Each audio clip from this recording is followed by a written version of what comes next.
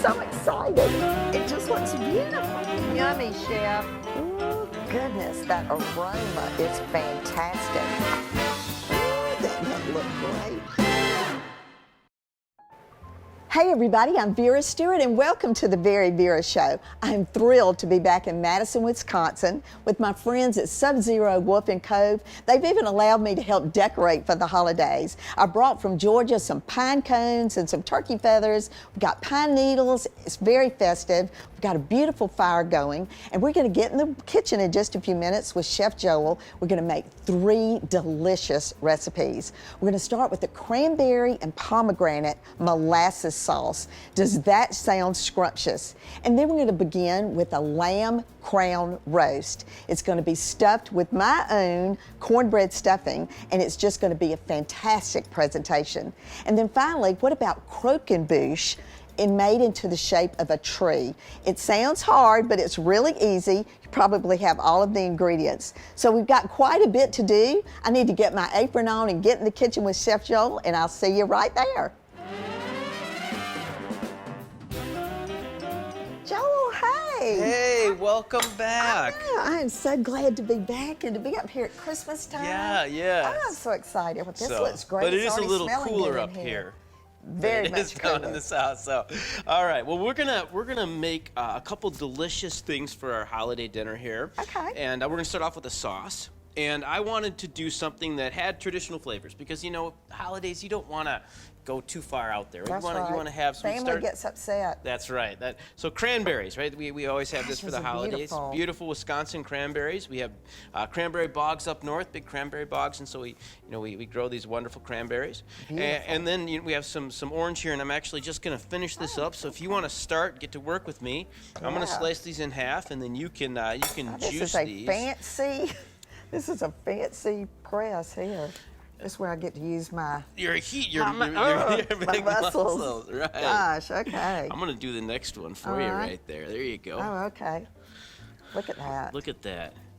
This is your morning workout. Okay. So while you're finishing those up, we need just about a cup of that. I'm going to talk about this next ingredient that we have here.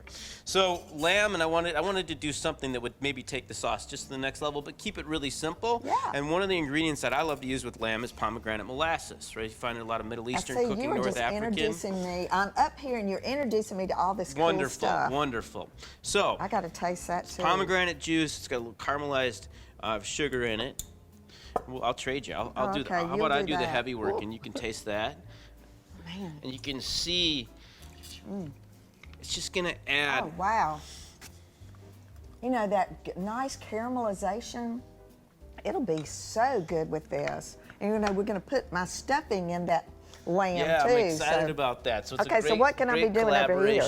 All right, so we'll just turn that burner up a little bit. And this is a very, very simple sauce. Nothing too complicated. I'll put the cranberries in. Oh, they're so pretty. They're beautiful. Look how big those that just are. looks like a Christmas wreath, doesn't it? Yes. A little sugar to counteract the acidity. And cranberries are very bitter by themselves, right? So we're gonna need that. We've got our fresh squeezed orange juice. These are definitely, and honestly, the traditional and add a twist is what, the whole basis of our show is. Yep. So this was a perfect idea. So one of the things that I've always found when I'm writing a menu is if you can take something traditional, like flavor profile that people understand and know, and then just add a little bit extra to it, it works really, really well. Okay, so now this pomegranate molasses you can buy anywhere. Yeah, you can buy anywhere, obviously online, specialty grocery store, they're gonna have this ingredient. And then the last ingredient that we have is something that I use a tremendous amount in my cooking lately, Korean chili flakes. So this is actually what they would use in Korea if they're making kimchi.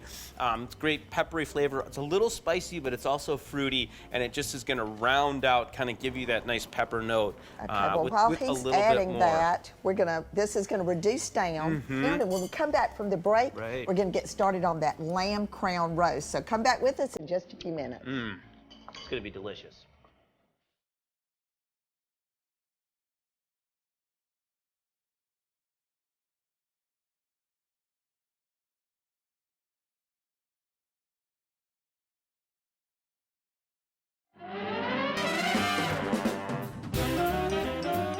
Welcome back, everybody. And if you're just joining me, I'm back in Madison, Wisconsin at the SZWC Harvest Haven Barn with my good friend, Chef Joel. Hey, everybody. And we're cooking it up in here. Yes, we are. It's amazing. We're doing some things. All right, so we just finished this amazing cranberry pomegranate molasses. Yep, pomegranate sauce. Molasses sauce. Give that a taste if you want. It's I thickened mean, up look beautifully. how it's thickened up. Yep, it's just ready to go on the plate. It's gorgeous. Yeah? Y'all, you are going to, I mean, honestly, these recipes are going to be on our website at VeryVera.com. If you don't try that, I'm going to be so mad. Me too. Me too. It's delicious. It is so good. So I love what happened here in the spirit of the holidays. Everyone brings something to the table. That's right. You know, we got to get a little bit of the South in here up in Wisconsin. Yes, we do. All right, so this is a recipe. When you said we were going to do a lamb crown roast, I thought we've got to put a stuffing in the middle. Yep. You know, I just so happened to have a stuffing recipe in my cookbook, so you were nice enough to let me do it. Oh. So during the break, I went ahead and put a whole stick of butter in here. Yes, awesome. Wisconsin farmers, say thank you. They love it when I cook with butter. Yep. Yeah. All right, so I added then my onions Yeah. and leeks, Yep. and I let those kind of get a little bit translucent. Then I put the celery in because I want the celery to stay crisp. I love that little bit of crunch. And then lastly, mushrooms. Yep. So I put that in. It just has cooked down just a little bit. And now I'm going to start adding my seasonings, which quickly let me tell you that they are salt, pepper, poultry seasoning, and dried sage. Okay, yep. And you've got some fresh sage over there. Yeah. But the star of the show is this crown roast. So while I'm stirring up the seasoning, Joel's going to get that out of the drawer, the refrigerator drawer over here that is just a great product. All right, From so Sub-Zero. we marinated these yesterday. Beautiful herbs. We have a hoop house here at Harvest Haven, so we have some wonderful Harvest Haven herbs. We let that sit. Are those gorgeous? Yeah, for 24 hours. And these are actually racks from a local farm here in Wisconsin. I love domestic American lamb. You're going to see when we're done, the flavor is just absolutely beautiful on this. So I'm going to score these. Trim that end off a little bit. There's one. We'll do the second one. Okay, now, don't try this at home. Do you see how he's using that knife? I mean, I could come up here and study with you for a week on all of that. Most important thing is the pointer finger. We're going to double that over always, right? So that's going to guide the knife in. All right, and then we're going to turn these. Oh man, see y'all, that's not that hard to do. No, it's not. Okay, let me quickly tell you that I'm going to add in over here some sourdough bread that I just tore into cubes that makes that with the cornbread mix for this dressing. On the cornbread mix, you know, you're really cheating. You're buying the boxed cornbread, but you're not adding the seasoning packet. All right, look at that. There was a famous French chef that said, during corn season, use the best frozen corn you can find. Right? That's not a bad cooking adage. And now I'm adding in the cornbread seasoning. And then while you're tying that up, I want you to get a quick shot of this chicken broth. It's just beautiful, beautiful. I mean, another actually Wisconsin product that we use a lot here. It's from a company called Boneworks. And I mean, it's just beautiful. It smells like chicken pot pie. It's just they use a ton of aromatics and they have beautiful chicken. Okay. All right, so here we go, Vera. This is going to go into one of our wonderful convection ovens, and the temperature we're going to use for the convection oven is going to be 450 degrees. Now, I love convection. It's going to help tremendously with flavor development because we're going to see wonderful heat transfer onto this crown roast. If you don't have a convection oven at home, just bring the temperature up 25 degrees. Oh, okay. And that's a very, very simple way. Well, then you would be taking out all of the other racks too. But honestly, I mean, I have got to say this. If you are doing a redo in your kitchen, and if there was one thing I would say that you really need, it's a convection oven. Absolutely. Especially this time of year when you're putting in, 4 pans of cookies. You've also got to cook a pie. I mean, there's just so many reasons why it comes in so handy. So the last thing I'm going to do is I'm going to cover these beautiful rib bones just to protect them a little bit, and that's just more for aesthetics than anything else. Okay, well, I'm going to make you lift that off in a minute because we're going to add this stuffing to it, but it's not quite ready to go. All right. All right, so we've got a little bit to do during the break. You know, there are no breaks on the Very Vera show, That's right. We keep working. He learned that. And when we come back, before we come back, we're going to, in Vera's Corner today, I'm going to give you a little interesting tip on a do-it-yourself sachet that'll make the house smell good. And then what are we making for dessert? We're going to make Croquembouche. Crunch in your mouth. Beautiful, easy, but amazingly festive Christmas cake. All right, so come back with us in just a few minutes. All right.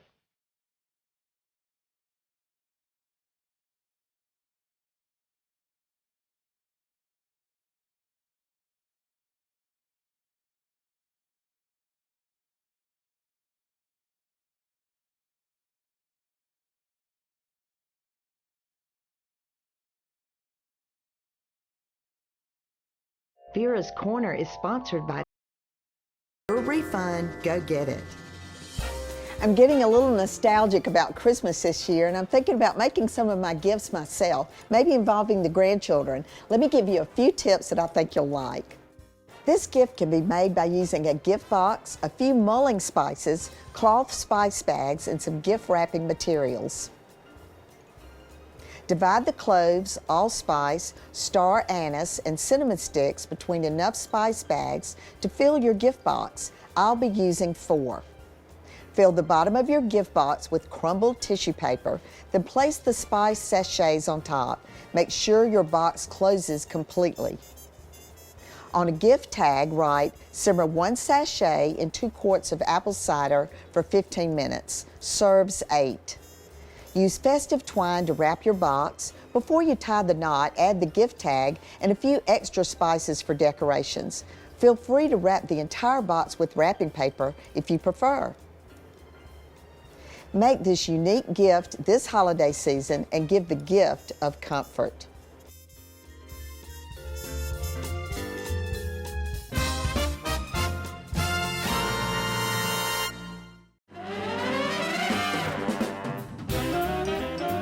Welcome back, everybody, and I hope you enjoyed Vera's Corner today. I love those little tips we give in this time of year. That's really perfect for gift giving. Yes. So during the break, we got the rest of the stuffing finished. Yes, we loaded did. up that crown roast. Yeah. And then the extra, we put in a couple of little cast iron skillets.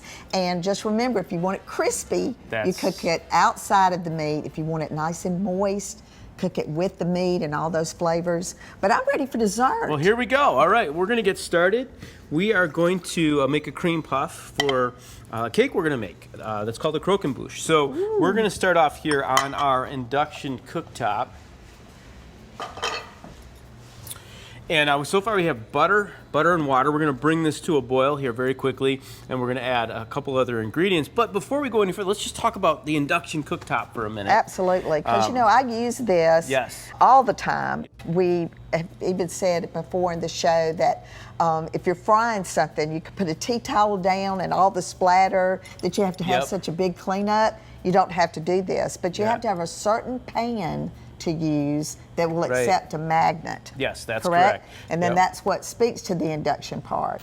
Yeah, so the way that it works is there's a current that actually runs through the pan and it vibrates the magnetic molecules in the pan. It produces heat in the pan. So if you think about sort of the normal way that we make pans hot, we put them on something that's hot, either fire or electricity. In this case, we're actually turning the pan right into the heating element. And one of the byproducts of that is that it's extremely fast. The other couple things that people really like about this, obviously the cleanup that you alluded to. Down in Georgia, it gets pretty hot in the summer, and it's really nice to have a piece of equipment that doesn't put heat into the kitchen. Are you going to use a whisk or a wooden spoon? So I've got both part? here. I'm, you know, kind of a two-weapon chef when it comes to this particular application.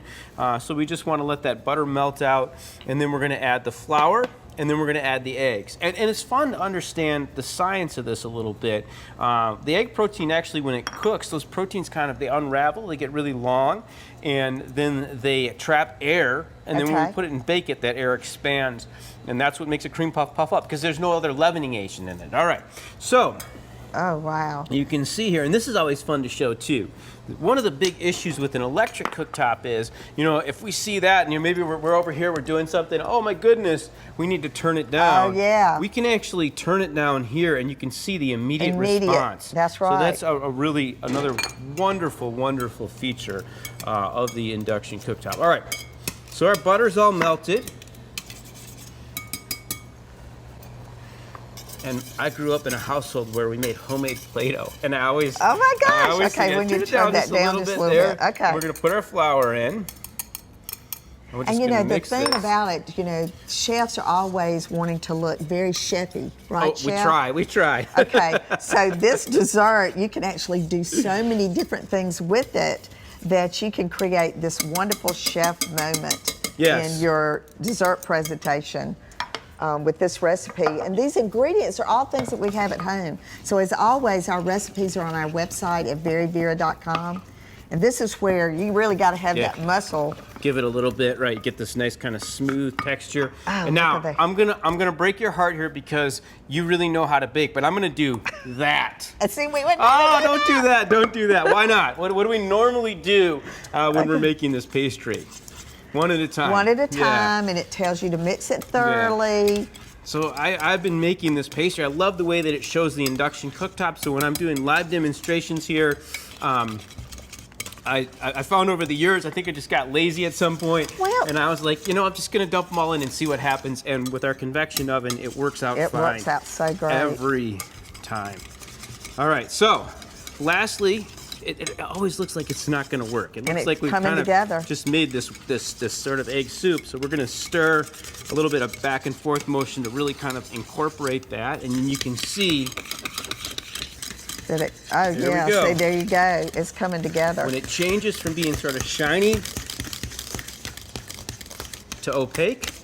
Look at that. There you go. Okay, so we're going to wrap this up because we're going to actually scoop it out during the break, because the presentation aspect today of this is amazing, the way this tree is going to come together. So stick around, come back and join us. Joel and I are going to get in front of the fireplace and have quite a presentation. All right. So we'll see you in just a few minutes.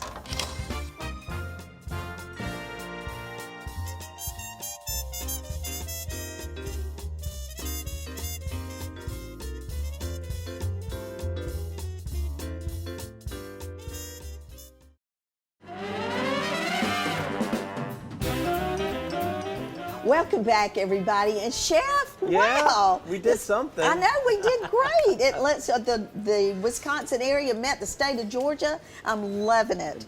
So what we wanted to do was kind of walk you back through what we did today. So let's start with the sauce you made. All right, so the sauce was Wisconsin cranberries. We mixed with pomegranate molasses, a little bit of spice from the Korean chili flake, a little orange juice. Absolutely delicious. It's kind of a twist on that classic holiday. Well, and you know, I was concerned about that because we all have those traditional things. Yeah. But I loved it, and the thicker it got, the better it got. Thank you. Amazing. So you saw that lamb crown roast when it came out of the oven. That probe in that M series oven does a nice job. Perfect. It's just the perfect thing. It turns out great every time. And especially for holidays when you're so busy, there's so much going on, to be able to put that in and then just go and do the other things that you need to do. It's a really nice feature. So with a dish like that, you don't even need a centerpiece. That could be the middle of the table as long as you got a chef in the house that knows how to cook it. But for me, and being, you know, in the catering business for so many years, I'd serve it like that and probably cut it from the table. Or if you're going to do it as a buffet, I recommend chef cut all of those into the chops. Really nice. So you can go through the buffet line just like that. And then put your dressing and your cranberry sauce on the platter with it. But look at the plated presentation. Tell us about that. So we have the lamb, we have the sauce, we have the wonderful stuffing that you brought. I had a little taste of that in back when no one was looking. It's very delicious. And then you remember us picking those green beans that we froze? I pulled some of those out and I made a delicious green bean casserole. Classic, kind of just a remake on what we always do for holidays. So. Well, and you know, for those of you that are still concerned about the whole freezing the bean and using it later, you know, honestly, we snapped those beans and everything. And if you're going to put the product into a cooked dish, honestly, you cannot tell the difference. Just look Delicious, how green they yeah. are still. Yeah, that is they're amazing. Okay. And then our Croquembouche. Ooh. Crunch in your mouth. Delicious cream puffs we put together. You could put whatever you want inside. You know, it's a lot of whipped cream, pastry cream, eggnog, pastry cream. You can get pretty creative around the holidays. We spun the sugar. We showed you how to do that quickly, just with the whisk and some caramel. And we took some caramel and glued it together. And I think it's ready for us to jump in as soon as we're done with the show. I'm telling you, it is beautiful. Well, you know, always for me, looking for something different to do during the holiday time. If you are entertaining, whether it's a garnish with some of the things that were in the dish, like we put a whole pomegranate here that we have created, a different presentation there with the fresh sage that you also have. And for me to get to come back this time of year when I'm getting to see the garden completely differently from the way that it looked in the fall. But I certainly want to thank you. And you know, we always say on the VeryVera show, no matter what you do, do it in good taste. I try. I hope all of you will come back and join us again next week. We're going to be doing all things coffee. So you might want to head south. I love a cup of coffee. Merry Christmas, everybody. Merry Christmas. Happy holidays.